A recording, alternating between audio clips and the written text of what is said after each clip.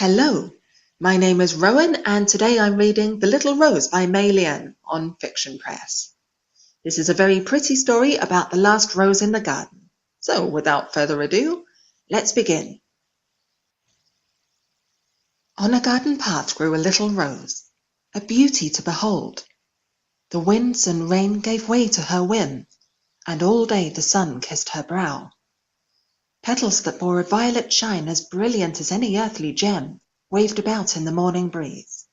Her scent was the most pleasant, and the passing bees favoured her nectar above any other flower that could be found within the garden. All the garden seemed bright and good when she woke to greet the dawn.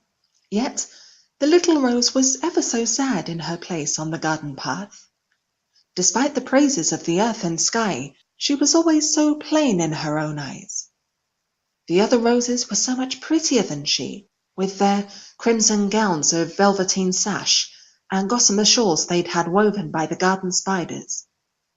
Even the thorns who stood at attention would look at them and bestow their unending adulation as the roses danced on summer days. But the saddest thing the little rose would see was the mistress coming into the garden. "She comes to take the fairest," the lady roses said as they fanned themselves with nightingale featherdown. "I hear you're taken to a castle where summer never ends. I hear you're made to be the belle of the ball and introduced to all of her friends.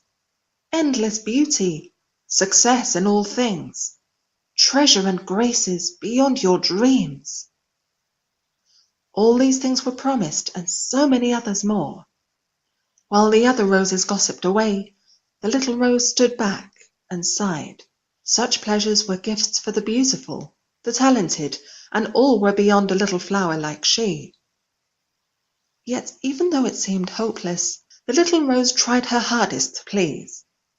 In the morning, when the mistress came, all the roses twirled their dew-spangled petticoats and frocks, and the little rose stood by in her shimmering dress with a smile on her face, hoping to catch the mistress's eye. But no matter how hard she tried, time and time again when the mistress came, the little rose would watch sadly as the fairest of the rose bush were taken away to destinies unknown. And as the warm summer days went on, she fell deeper and deeper into despair. "Why won't mistress take me away?" she asked the western wind. "Am I not as alluring and gifted as all the rest?" she asked of the birds in the bramble bushes. The sun tried to console her with kisses, and the rains came to sing her to sleep. But the little rose could find no comfort. Her heart only grew ever heavier as more and more roses were taken by the mistress. Soon her heavy heart became a churning depth of sadness, and as the season passed, the emptiness grew larger, and her cold heart ever darker, until the little rose began to wither and fade. "I will never be as pretty as they," she lamented to the bees as she closed herself off to their kisses. "What have I to offer that all of them do not? Why do I keep waiting on a hopeless dream? I will never be pretty enough for the mistress to choose me." All the warmth was sapped away from the little rose's very veins. The colour in her cheeks turned to ashen grey. The shimmer she once held in her hopeful eyes had been dulled away like an abandoned blade, and as the chill of a lonely autumn set into her roots, her body began to crumble away. She was cold to the touch, as dry as the sands of a desert land.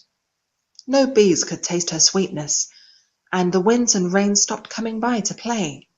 Though the sun shone down with all his might, he could not warm her teary face. Soon he grew despondent, and the world around her steadily became darker with each and every passing day. The silver moon looked down to earth with a loving mother's gaze as the star-studded shroud of a silent night lingered in place of the waning days. All the roses in the garden were gone, gathered all but one. The fading little rosebud missed the thicket. The chorus of frogs in the pond had taken their rest, and the breeze had quieted the music of strings as it played about in high grasses. All the garden flowers slept soundly, joining the trees in their winter's slumber, and all the thorns had nodded off at their post. Only one soul lay awake that night beneath the mother's watchful sight. 1, 2, 3 and 4. She couldn't take it any more. 5, 6, 7, 8. Deep in the night she lay awake, counting the stars as they went out. 9 and 10 and 11 all end. She wouldn't be coming back again. For rather than sleep, she was letting go of the last of the life she held. What purpose is there to carry on, she thought in her agony. Without beauty or talent, there's naught I can give. So why does the garden need me? Tears of dew rolled down her cheeks. They were the last tears she had to cry. With a heavy sigh, she looked to the sky and readied herself for the final goodbye. Violet skies echoed the Moon Mother's laugh as the steps of a woman came up the path. Mistress, once filled with light and grace, now bore much sadness upon her face as she looked upon the dying rose that she had left behind. "My dear little rose, what has happened to you?" the mistress asked her flower. "I do not know what else to do," the tired little rosebud answered, as her tired tears fell down her stem and rained upon the ground. "Every other rose was beautiful enough. Every talented one was chosen, and despite how hard I tried for you, I was still the one left behind." High in the sky the moon drifted away and left her mystic smile upon the mistress's face. "I did not leave you behind, my dear. I didn't gather you because you're needed here." The rosebud opened her weary eyes to look upon the white lady who stood beneath the lavender skies. "What good is a rose upon the vine?" "Perhaps, my rose, you will see it with time, all the magic I see in you. The sun shines warm for you each day as he fills the world with light. The rains and the winds come here in mirth and give drink to my garden to quench its thirst. Birds of the air find favor here as they bask in your company, and always the garden is filled with song. And bees that buzz around my blooms make the sweetest honey when kissing you.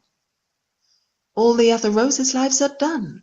Their beauty has come and gone, but you, my rose, were meant for greater things. You were meant to carry on. Upon the vine you'll sleep in winter and grow ever more in spring. Look at the life this garden has now, and imagine how much more you'll bring. I gathered the others whose glory is now, but they soon faded away. I left you here because, my rose, you were always meant to stay. The magic brought to my garden is more precious to me than any fleeting beauty could ever be." As the rosebud trembled with the happy tears she didn't have left to cry, the mistress leaned in towards the flower. Though the lances of the thorns pierced her milky skin, the pain did not deter her. Mistress paid no mind to the cherry-hued beads that rolled away into the thicket. A hand decked in a lacy glove lifted up the rosebud's chin, and the instant the mistress's lips met her flower, the brilliance of the dawn broke over the horizon. Spring returned to the garden as the sun grew strong in his wily and vibrant youth. Greening trees spread their leaves to welcome home the birds and beasts who took pleasure in their shade, and every flower opened their velvet arms for the buzzing bees. The earth was bursting full of colour and sound as she and sun took up their dance. But when the sun looked down upon the garden fair, he smiled even brighter when he saw her there. Sweet little rosebuds fanned out their velveteen gowns and giggled playfully with their many watchful thorns. They flaunted their shawls and flashed vibrant eyes that stood against their rosy cheeks. Every day their mistress would come to admire them. As always, some would be taken away, and oh, how they would gossip about the treasures that would come their way. And all the while, as the days went on, their queen watched over them with a loving, silver smile. On the garden path grew a little rose, a beauty to behold, with purest white gown that shimmered in rainbow hues, and crystal dewdrops upon her crown. With a wave of her hand she greeted the sun and joined his dance to brighten up the sky. With a whisper to the wind, she called the rain when the garden was getting dry. She sang with the birds and kissed all the bees, and listened to the stories of the earth and trees, for she herself would have a tale to tell. You can hear her speak if you listen well. This is the second of May's stories that I've uploaded. She's one of the Saturday storytellers. Please don't forget to like and subscribe to us, and we look forward to seeing you in the next video. Goodbye for now.